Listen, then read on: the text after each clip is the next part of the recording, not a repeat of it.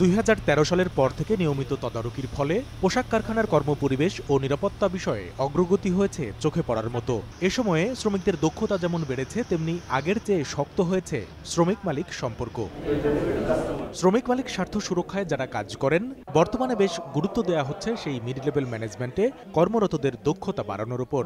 এরকমই একটি প্রশিক্ষণ কর্মশালার আয়োজন করা হয় রাজধানীর উত্তরায়, যেখানে কয়েক দলে ভাগ হয়ে মিড লেভেল ম্যানেজমেন্টের কর্মকর্তারাই বের করেন কারখানার সমস্যা ও সমাধানের উপায়। ফ্যাক্টরি ম্যানেজমেন্ট এবং ওয়ার্কারদের নিয়েই আমাকে কাজ করতে হবে, তাহলে আমার দুইজনের সম্পর্কটা অবশ্যই স্ট্রং করতে হবে। আমি এখান থেকে যেটা শিখছি সেটাই আমি ফ্যাক্টরিতে ডেভেলপ করব এবং ম্যানেজমেন্টের সাথে কথা বলবো। গ্রুপের সবাই যখন স্ট্রেংথ নিয়ে যখন ডিসকাস করবে, তখন আমিও ওখান থেকে কিছু স্ট্রেংথ পাবো। আমি যেরকম আইডেন্টিফাই করছি যে আমার ফ্যাক্টরির উইকনেস কি। তাদের মতে কারখানার উৎপাদন সক্ষমতা বাড়াতে শক্তিশালী করতে হবে শ্রমিক মালিক সম্পর্ক।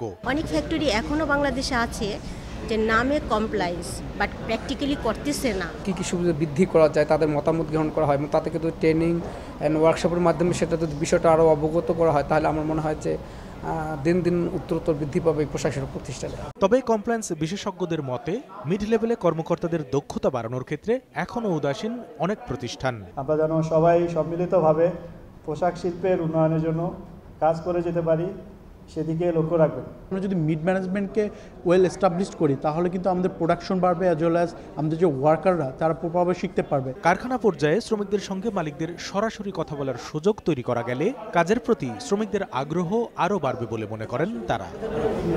কামরুল হাসান সবুজ, সময় সংবাদ, ঢাকা।